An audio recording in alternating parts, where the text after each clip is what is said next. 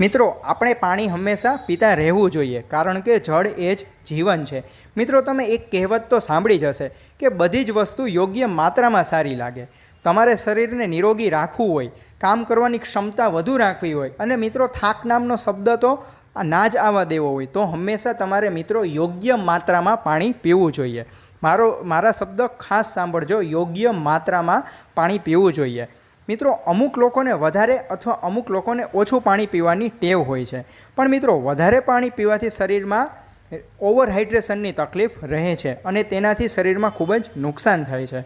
મિત્રો, શરીરમાં વધારે પડતું પાણી પણ નુકસાન કરતા છે। તો મિત્રો, હું ડૉક્ટર રાજન આપની સહિયારી હેલ્થ ચેનલમાં આપનું સ્વાગત કરું છું। સવારે ઉઠીને 1 ગ્લાસ નવશેકું પાણી પીવાથી તમારું શરીર ખૂબ જ નિરોગી રહે છે અને દિવસ પસાર થતાં યોગ્ય માત્રામાં પાણી પીતા રહેવાથી તમારા શરીરને એનર્જી મળે છે અને તમે આખા દિવસ દરમિયાન તરોતાજા રહે છો। તમારા શરીરમાં કોઈપણ જાતનો થાક નામનો અનુભવ પણ થતો નથી। મિત્રો, કેવા લોકોએ વધારે માત્રામાં પાણી ન પીવું જોઈએ? તો મિત્રો, કે જે લોકોને પેટ ભારે લાગવાની તકલીફ રહેતી હોય, આખો દિવસ પેટ ભારે ભારે લાગતું હોય, અથવા તો મિત્રો ભૂખ બરાબર ન લાગતી હોય અને મિત્રો ક્યારેક થોડુંક ખાઈ અને પેટ ભરાઈ જાય એવી તકલીફ રહેતી હોય, એવી ફરિયાદ રહેતી હોય, તેવા તમામ લોકોએ પાણી પીવાનું છે, કારણ કે જળ એ તો જીવન છે। પણ મિત્રો તે ઓછી માત્રામાં, જરૂરી માત્રામાં પાણી પીવાનું છે।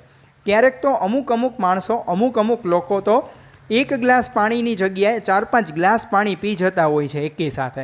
તો તેનાથી મિત્રો શરીરના અમુક અંગો જેવા કે કિડની અને પેટ ઉપર વધારે ભારણ આવે છે અને તેનાથી છેવટે શરીરને નુકસાનકારક નીવડે છે। મિત્રો, પાણીમાં ઇલેક્ટ્રોલાઇટ હોય છે અને વધારે પાણી પીવાથી ઇલેક્ટ્રોલાઇટનું સંતુલન બગડી જાય છે અને છેવટે તે શરીરને નુકસાનકારક છે। દરેક વ્યક્તિની તાસીર પ્રમાણે પાણી પીવું જોઈએ। કોકને વધારે તો કોકને ઓછું પાણી પીવું જોઈએ। જેવું શરીર એવો પ્રશ્ન અને એવી જ તાસીર।